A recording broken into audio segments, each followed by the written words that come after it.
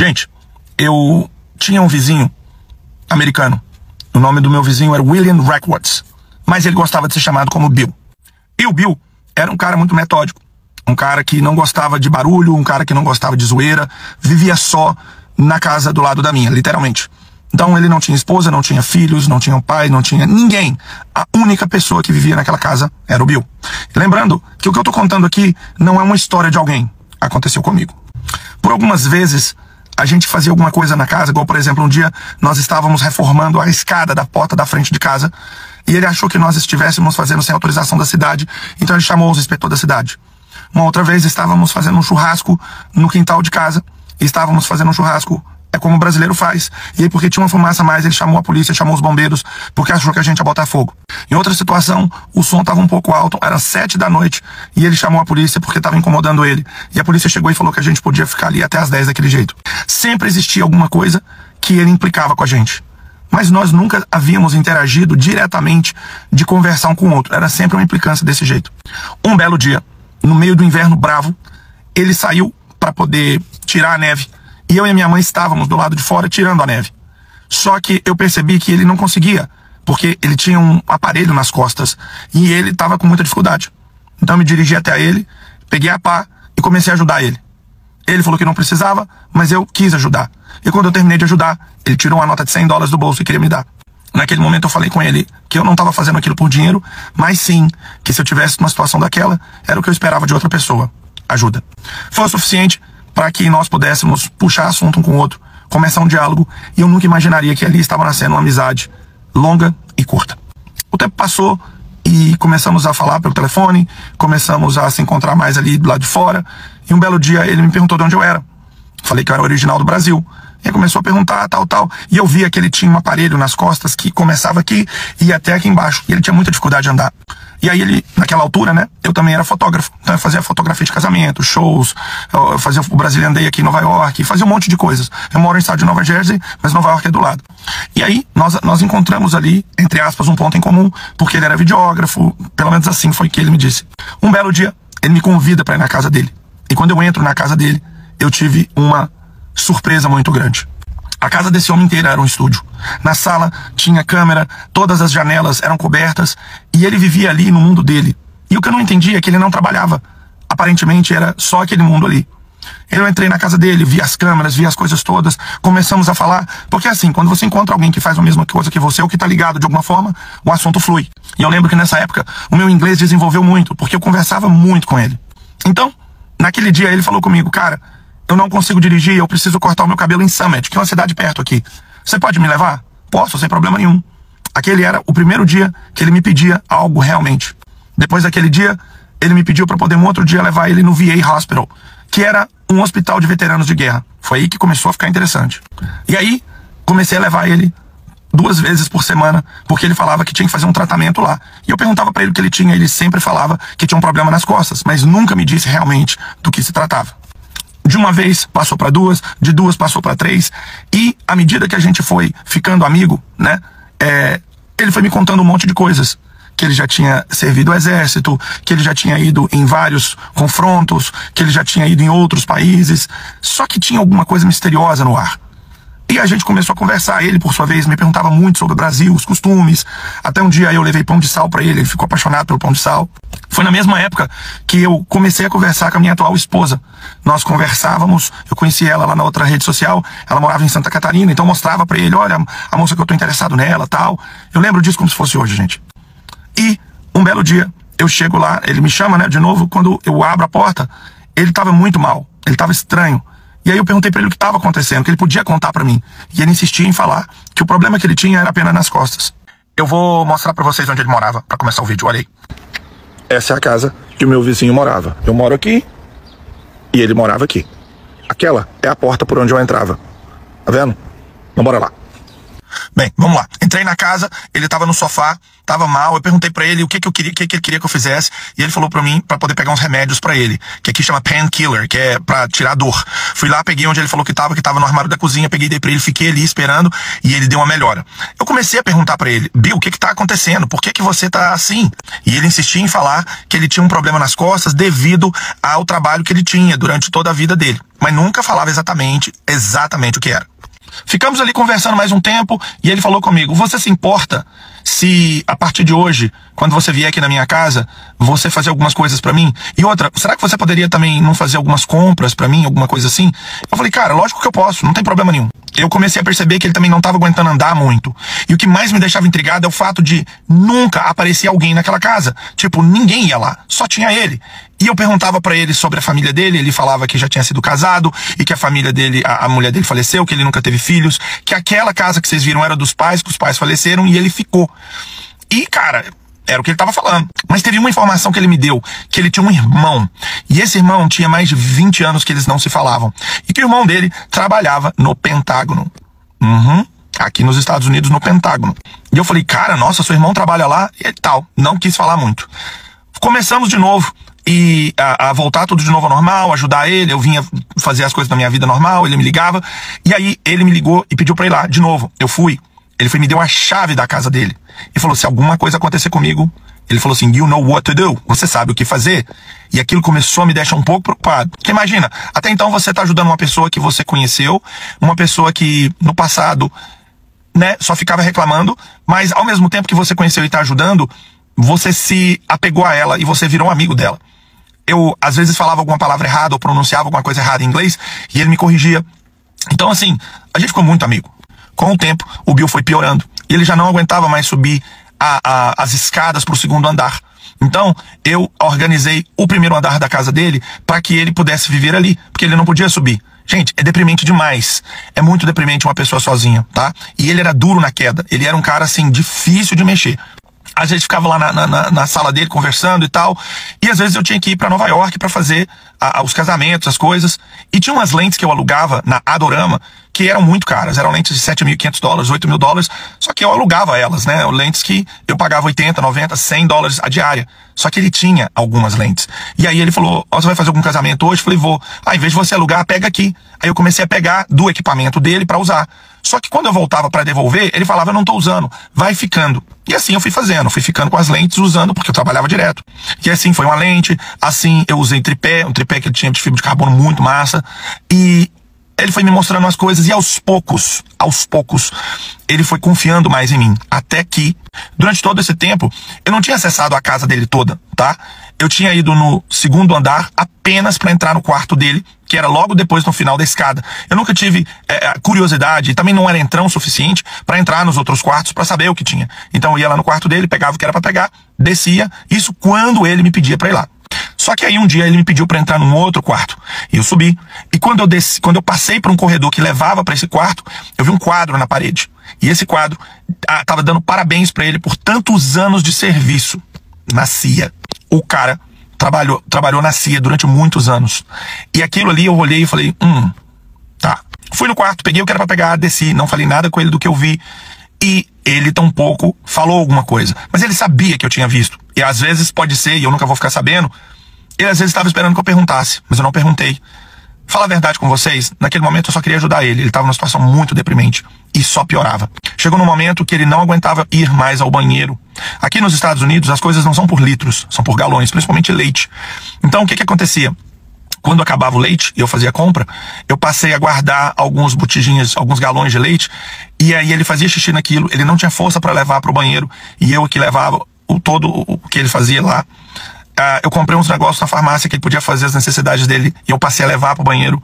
Um dia, eu contratei uma moça para poder ir lá limpar a casa dele. Ele brigou comigo, que audácia aquela minha, que ele não tinha autorizado. E eu tava tentando fazer porque tava as coisas muito sujas.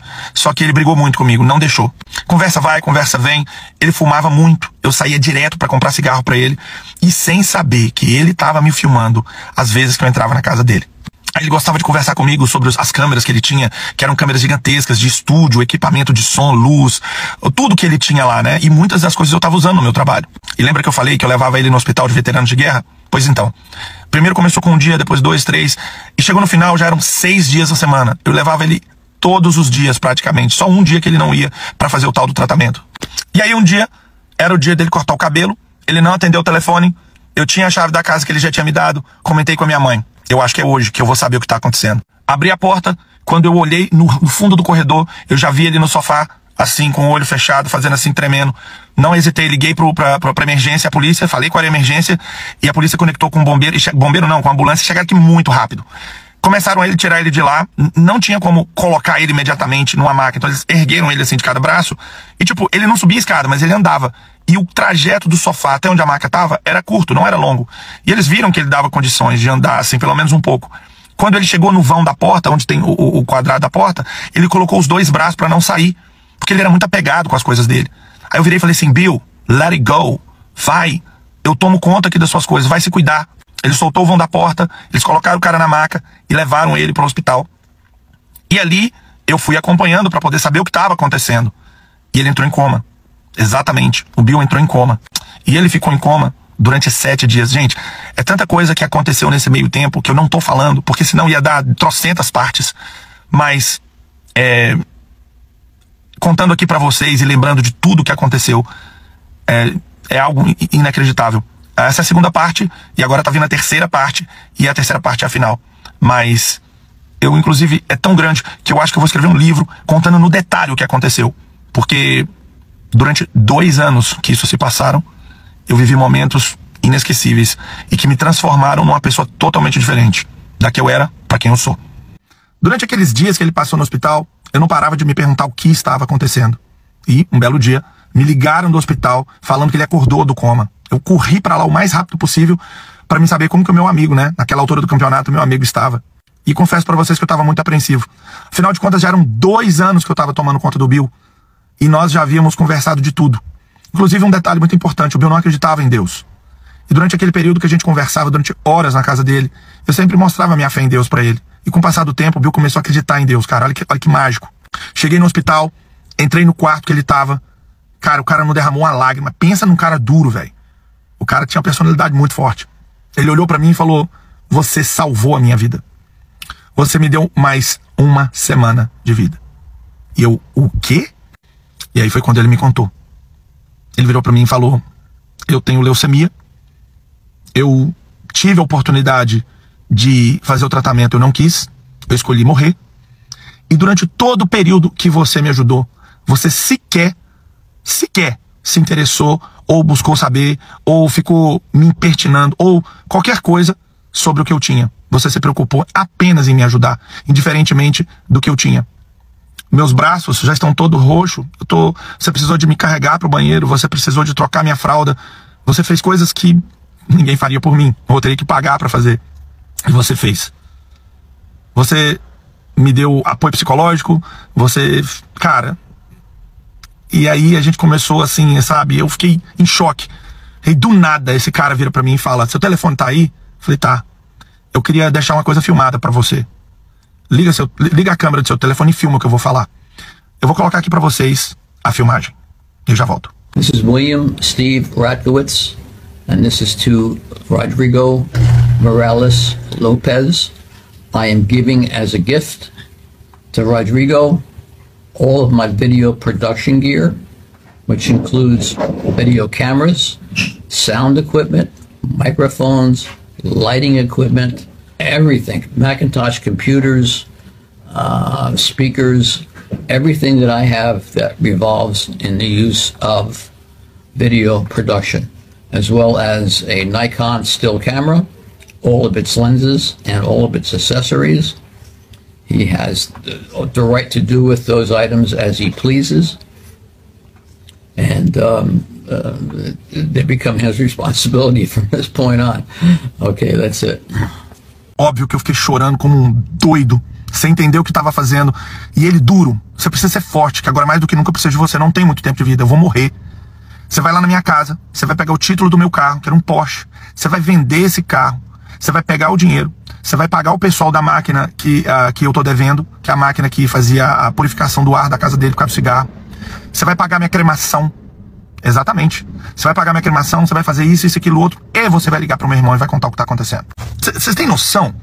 Vocês têm noção disso? E assim eu fiz tudo que ele me pediu. E quando eu liguei pro irmão dele pra poder contar, o irmão dele não acreditava. O irmão dele pegou o avião e veio voando pra cá.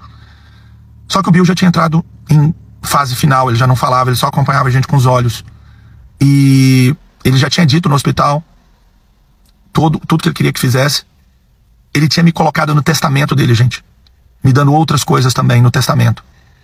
O Bill faleceu. Eu fiz todas as vontades dele, paguei a cremação, contei tudo pro irmão dele. O irmão dele passou 7 dias na casa dele.